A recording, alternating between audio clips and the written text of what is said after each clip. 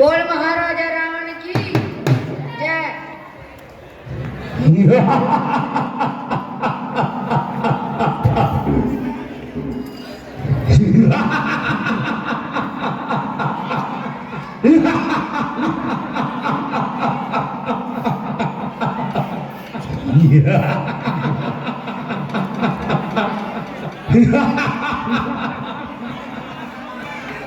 मंत्रीगण जी महाराज। नाचने वाली को पेश किया जाए। आज्ञा महाराज। गाना ला मैंने परकू आ गया गए थे रखी बस मोटे तरह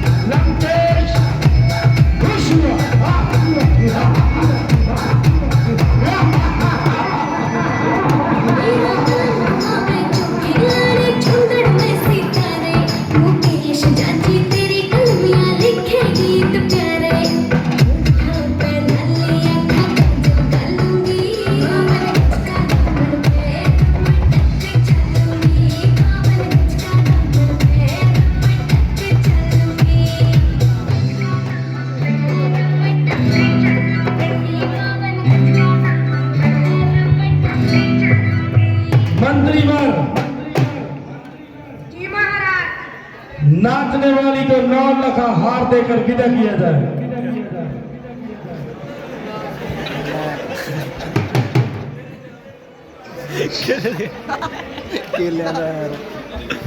मंत्रीगण कुछ मालूम हुआ कि अशोक वाटिका को उजाड़ने वाला और अक्षय कुमार को वध करने वाला कौन है?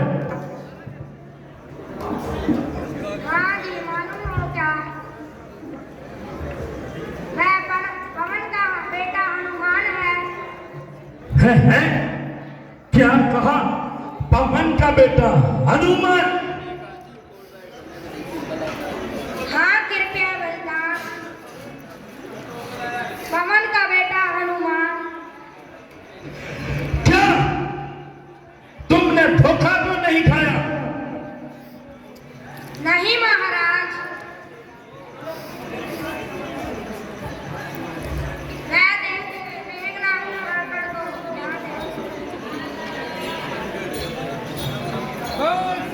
रामचंद्र की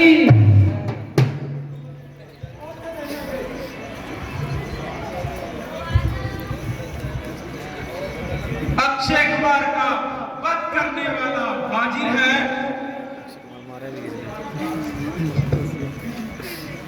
कहो अब इसको क्या सजा देनी है? दंड देने से पहले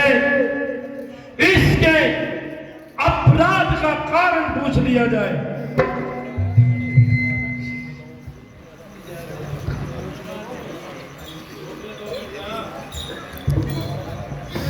जरा बताइए कि यह मन में क्या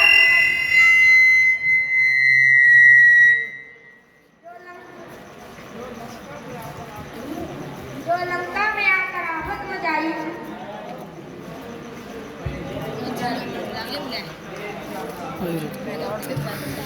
चुप रहने से प्राण नहीं बचेंगे। जरा अपना मुंह खोल और जुबान से कुछ बोल।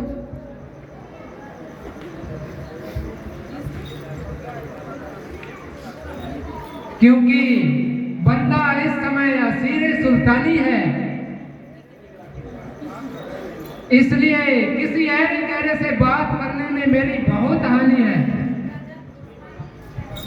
जब कोई पूछने वाला पूछेगा तो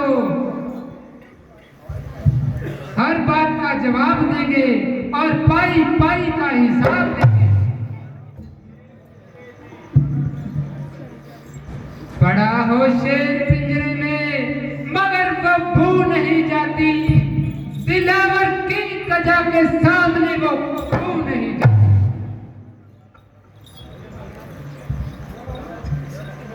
रस्सी जल गई मगर बल नहीं जला। जले बल किस तरह मेरा, मुझे किस बात का गम है। वही तू है वही मैं हूँ, वही दम है वही गम है। अरे ओ निर्दय, यह नीच कार्य स्वीकार करने से तो अच्छा था कि कहीं नाक डुबोकर मर जाता,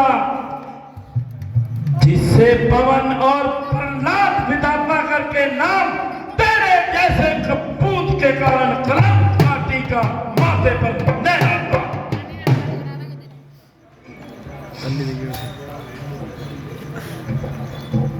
अभी तक भी है तेरा वक्त पश्चाताप करने का। किया है काम बेशक तूने डूब मरने का। अरे ओ मूर्ख, तुझे इस दशा में देखकर मेरी गर्दन मारे लज्जा के झुकी जा रही है। तो शोक कि तुझे गैरत नहीं। अभी तक तो झुकी है यह तुम्हारे ही झुकाए से, मगर कुछ दिन में ना उठेगी ये तुम्हारे ही उठा।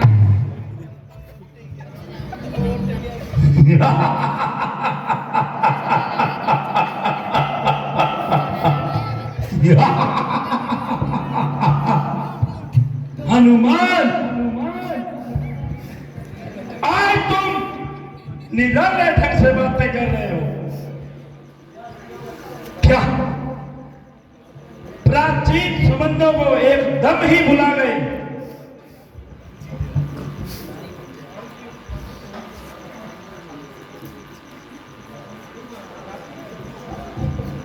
कदाचित नहीं महाराज,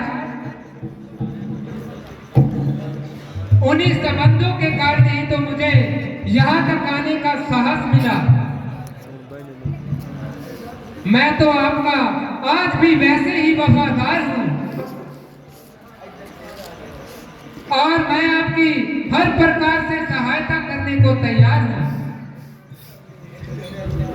इसमें क्या संदेह है कि तेरे जैसे 5-4 वफादार मिल जाए तो बस मेरा बेड़ा पार है।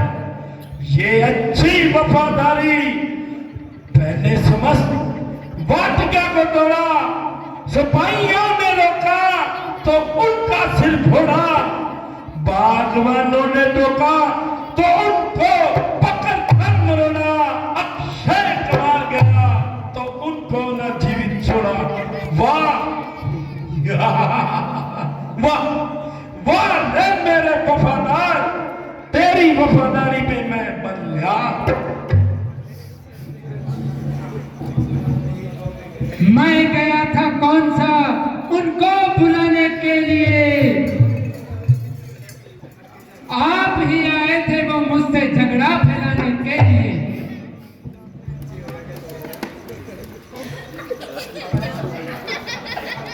काम किस आते हैं फल आखिर खाने के लिए।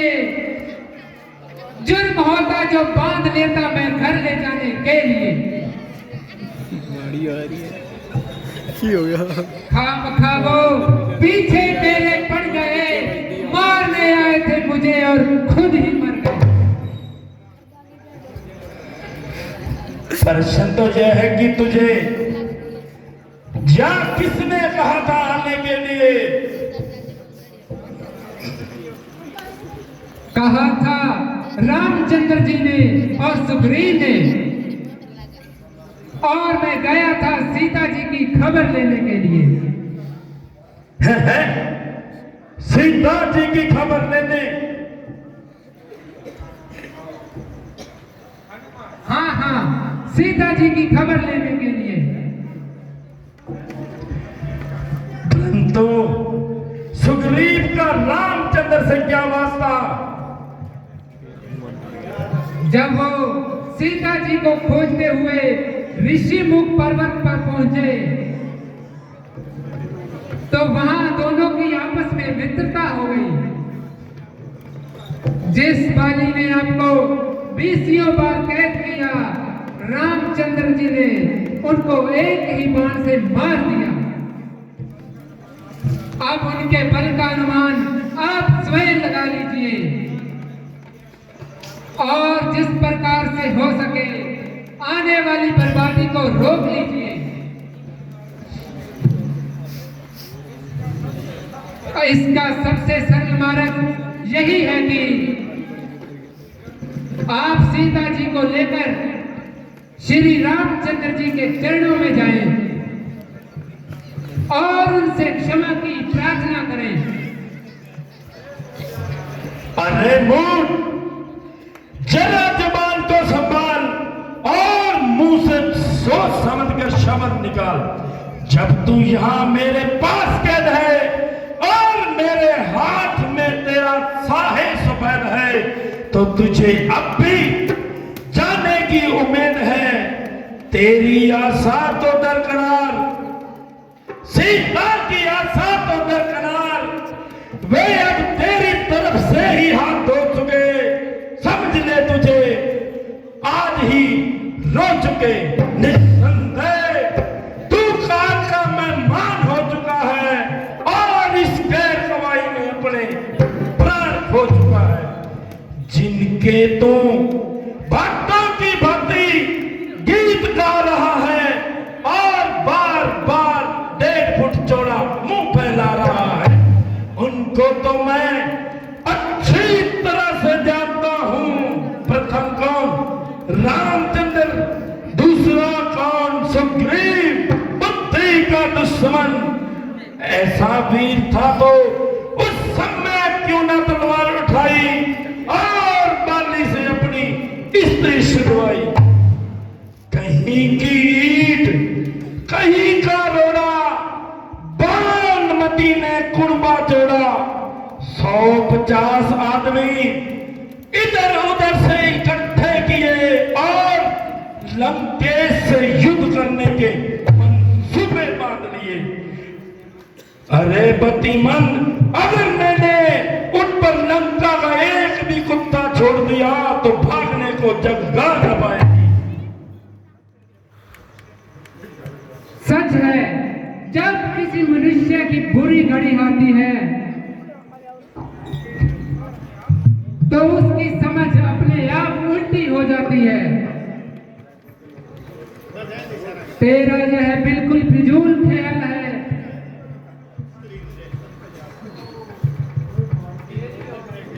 मेरी और उंगली उठाने की भला किसकी मजाल है?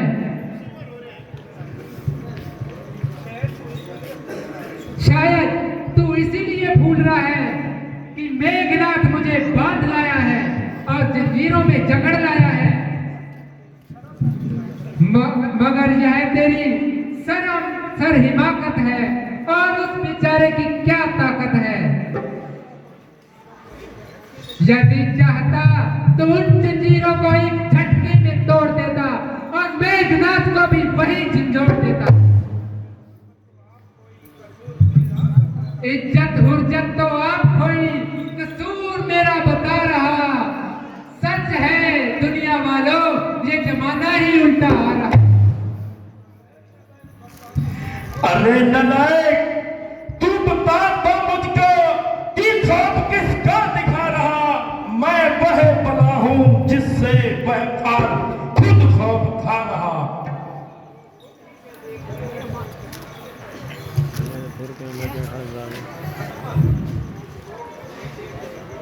ये लोग तो खुद ही देख लेंगे,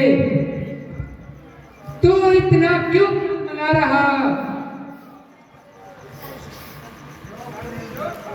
कल जो खाता था खौफ जिसका, आज ये उसको भी खा रहा। हुआ मैं जितना नरम, तू उतना सर पेट ढा रहा। मेरी इज्जत में आबरू को तू खाक में मिला रहा।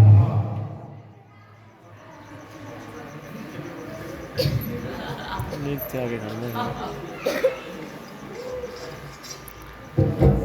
अरे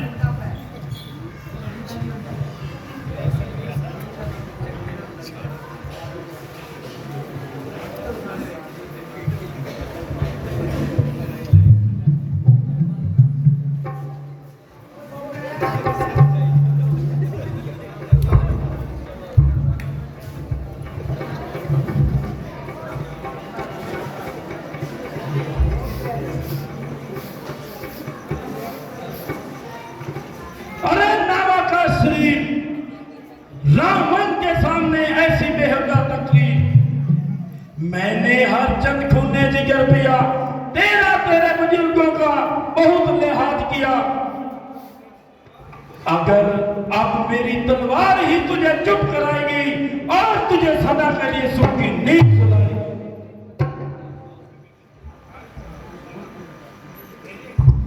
भाई साहब धैर्य रखिए।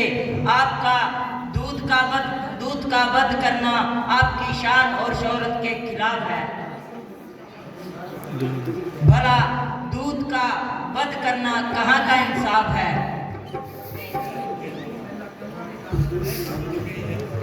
ऐसा करने से सदैव के लिए समस्त राजाओं की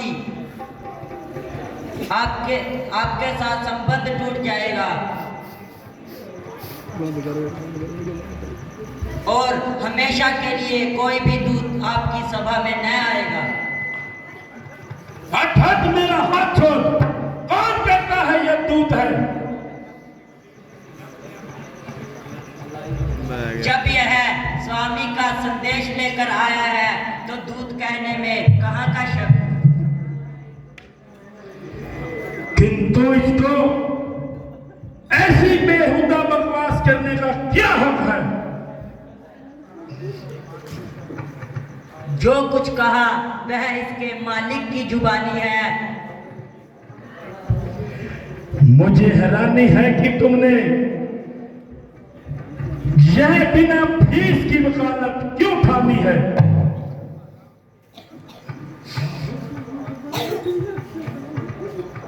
यदि तू मुझको वध कर दे तो मेरे जीवन पर भी धिक्कार है।